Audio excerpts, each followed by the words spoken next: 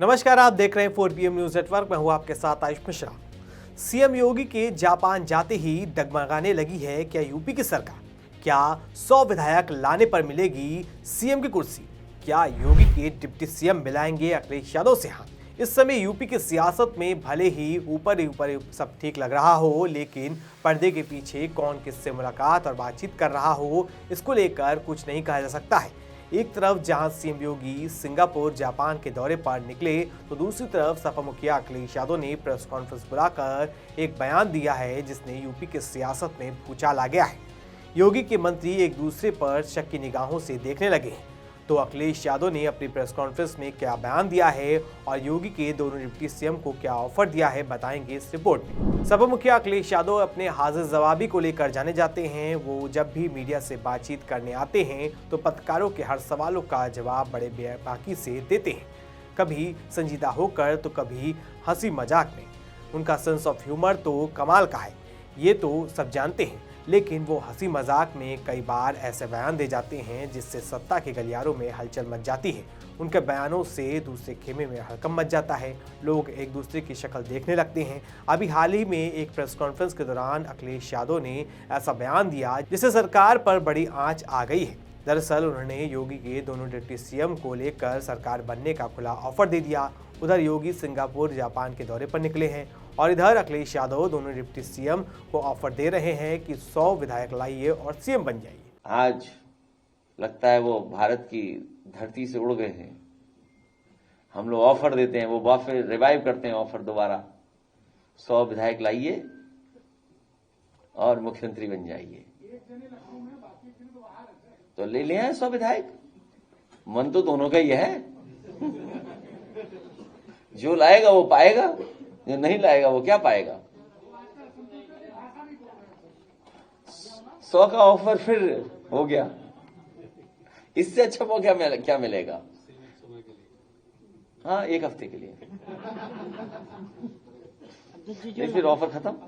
अब देखिए, पहली बार नहीं था जब अखिलेश यादव ने योगी के डिप्टी सीएम को खुला ऑफर दिया हो।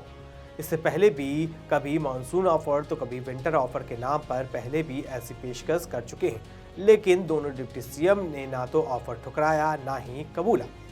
अब सवाल उठता है कि सिर्फ अखिलेश यादव 100 विधायक का ही ऑफर क्यों देते हैं। तो आपको बता दें कि यूपी में 18वीं विधानसभा में वर्तमान में 403 सीटें हैं, जिसमें से भाजपा के नेतृत्व वाले गठबंधन के पास 294 सीटें हैं, जबकि सपा के नेतृत्व वाले विपक्षी गठबंधन के पास कुल 103 सीटें हैं, मतलब बहुमत के आंकड़े से लगभग 100 कम। यही कारण है कि अखिलेश यादव केशव प्रसाद मौर्य और ब्रजेश पाठक से खुला तौर पर कह रहे हैं कि 100 विधायक ले आइए और बदले में अखिलेश यादव उनको सीएम की कुर्सी तक देने को तैयार है। अब देखिए, इस ऑफर की टाइमिंग बड़ी खास है। इस समय योगी अपने 4 दिवसीय विदेश दौरे पर हैं। उनके साथ वित्त मंत्री सुरेश खन्ना, औद्योगिक विकास मंत्री नंदगोपाल नंदी, सीएम के अपर मुख्य सचिव संजय प्रसाद, सचिव अमित सिंह समेत 18 लोगों की टीम गई हुई है। सीएम के नेतृत्व में टीम 22 से 24 फरवरी तक सिंगापुर की यात्रा करेगी। इस दौरे का उद्देश्य उत्तर प्रदेश और सिंगापुर के बीच आर्थिक सहयोग, संस्थागत साझेदारी और क्षेत्र विशेष निवेश को नई गति देने का बताया गया है। अब देखिए, योगी अपने साथ कई मंत्रियों को ले गए हैं, लेकिन डिप्टी सीएम केशव प्रसाद मौर्य और ब्रजेश पाठक को पीछे छोड़ गए। इसलिए योगी के आने से पहले अगर ये दोनों डिप्टी सीएम 100 विधायक इकट्ठा कर सकते हैं तो अखिलेश यादव उनको पूरा समर्थन देने को तैयार है। वहीं अब इसको लेकर बीजेपी की तरफ से तीखी प्रतिक्रिया सामने आई है। भाजपा नेता आरपी सिंह ने अखिलेश यादव के बयान पर तीखी प्रतिक्रिया देते हुए कहा कि अखिलेश यादव जब भी कहते हैं कि 100 विधायक लाओ, एक हफ्ते के लिए मुख्यमंत्री बन जाओ, तो वो राजनीति का और लोकतंत्र का उपहास उड़ा रहे हैं। उन्हें पता है कि वो कभी अपने दम पर मुख्यमंत्री बनने से रहे, इसलिए वो इस प्रकार के मुंगेरी लाल के हसीन सपने देखते रहते हैं। आज सत्ता की आंखों में आंखें डालकर पत्रकारिता करना मुश्किल हो गया है।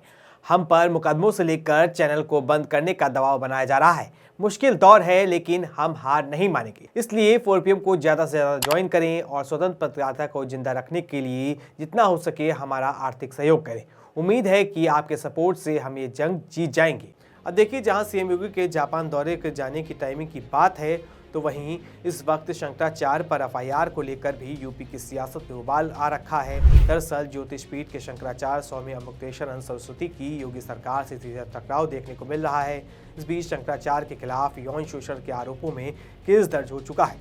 बता दें कि पॉस्को कोर्ट के आदेश के बाद शंकराचार्य स्वामी मुक्तेश्वरानंद सरस्वती और उनके शिष्य के खिलाफ एक केस दर्ज किया गया है। आपको बता दें कि शंकराचार्य स्वामी मुक्तेश्वरानंद सरस्वती और उनके शिष्य के खिलाफ ये शिकायत आशुतोष ब्रह्मचारी नाम के शख्स ने करवाई है। आशुतोष ब्रह्मचारी रामभद्राचार्य के शिष्य है। ये वही जगत गुरु रामभद्राचार्य जो मोदी सरकार के कट्टर समर्थक और पिछले दिनों जब शंकराचार्य और मुक्तेश्वरानंद ने योगी सरकार के खिलाफ मोर्चा खोला हुआ था तो जगत गुरु रामभद्राचार्य योगी की तरफ से बैटिंग कर रहे थे, जिसके बाद शंकराचार्य ने जगत गुरु को अच्छे से खरी सुना दी थी।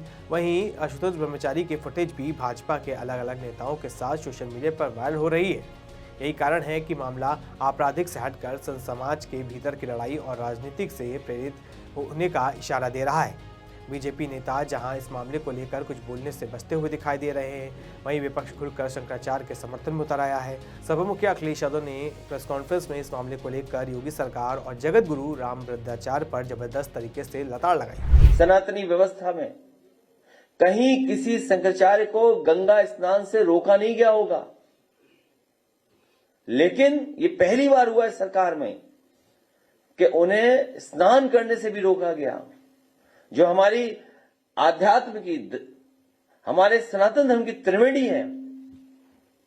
और अब तो ये सरकार एक कदम आगे निकल गई है। ये लगता है कभी अंधेरे में या रात में फिल्म देखते हैं 20 साल बाद, हर बात इनको 20 साल बाद पता लगती है।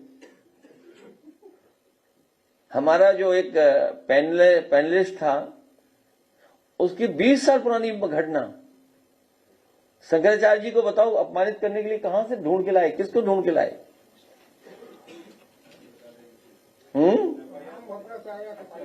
हाँ, हालांकि आदरणीय, पूजनीय, सम्मानित आदरणीय राम भद्राचार्य जी के बारे में बोलना नहीं चाहिए कुछ भी, लेकिन अगर उनका चेला है ये, अगर उनका ये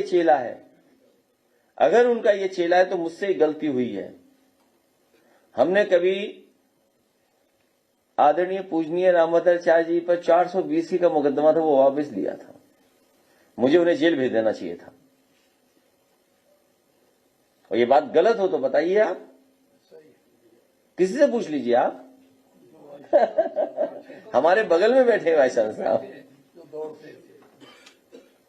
तो ठीक है, कभी कभी विचारों को लेकर के कुछ झगड़े हो जाते हैं, लेकिन अब इस सीमा पर चले जाएंगे कि आप आरोप लगा करके इस तरह का घटिया आरोप लगवाएंगे आप। अब देखिए, एक तरफ जहां शंकराचार्य का मुद्दा गरमाया हुआ है, योगी शंकराचार्य को घेरने का कोई मौका नहीं छोड़ रहे हैं, तो वहीं आपको बता दें कि योगी के दोनों डिप्टी सीएम केशव प्रसाद मौर्य, ब्रजेश पाठक अपने दिल में शंकराचार्य के लिए सॉफ्ट कॉर्नर रखे दिखाई दे रहे हैं। शंकराचार्य जब प्रयागराज में माघ मेले के दौरान विवाद के बाद धरने पर बैठे थे तो उस वक्त यूपी सरकार की तरफ से अकेले डिप्टी सीएम केशव प्रसाद मौर्य ही थे जिन्होंने शंकराचार्य के समर्थन में बयान दिया था, जिसके बाद शंकराचार्य ने केशव प्रसाद मौर्य को सीएम बनाने तक की बात कही थी। इसके बाद लखनऊ से लेकर दिल्ली तक हड़कंप मच गया था। वहीं दूसरी तरफ डिप्टी सीएम ब्रजेश पाठक ने भी एक निजी चैनल के कॉन्क्लेव में ये कबूला कि प्रयागराज में शंकराचार्य और उनके शिष्यों के साथ जो हुआ वो गलत था। ब्रजेश पाठक ने योगी के अधिकारियों की तरफ उंगली उठाते हुए कहा था कि महापाप लगेगा, लेकिन लोगों ने इसे सीधे योगी पर हमले के तौर पे देखा। तो एक तरफ जहां शंकराचार्य विवाद को लेकर योगी और उनके डिप्टी सीएम अलग अलग रास्तों पर चलते हुए दिखाई दे रहे हैं, तो वहीं अखिलेश यादव ने सीएम बनने का ऑफर देकर इस दरार को और गहरा करने की कोशिश की है। कुल मिलाकर यूपी की सियासत इस वक्त ऊपर ही ऊपर शांत और अंदर ही अंदर उथल पुथल मची हुई दिखाई दे रही है। एक ओर योगी आदित्यनाथ विदेश दौरे पर है, दूसरी ओर अखिलेश यादव अपने राजनीतिक तीर चलाकर सत्ता के समीकरणों को झकझोर रहे हैं। डिप्टी सीएम शंकराचार्य विवाद और 100 विधायक वाला ऑफर ये सब संकेत दे रहे हैं कि आने वाले दिनों में यूपी की राजनीति में बड़ा खेला हो सकता है। अब देखना होगा कि यह सिर्फ सियासी शगुफा है या फिर वाकई सत्ता परिवर्तन की पटकथा लिखी जा रही है। इस पूरे मामले को लेकर आप क्या सोचते हैं, आपकी क्या राय है, हमें कमेंट करके जरूर बताएं। ऐसी तमाम खबरों के लिए सब्सक्राइब करें 4PM यूपी को। धन्यवाद।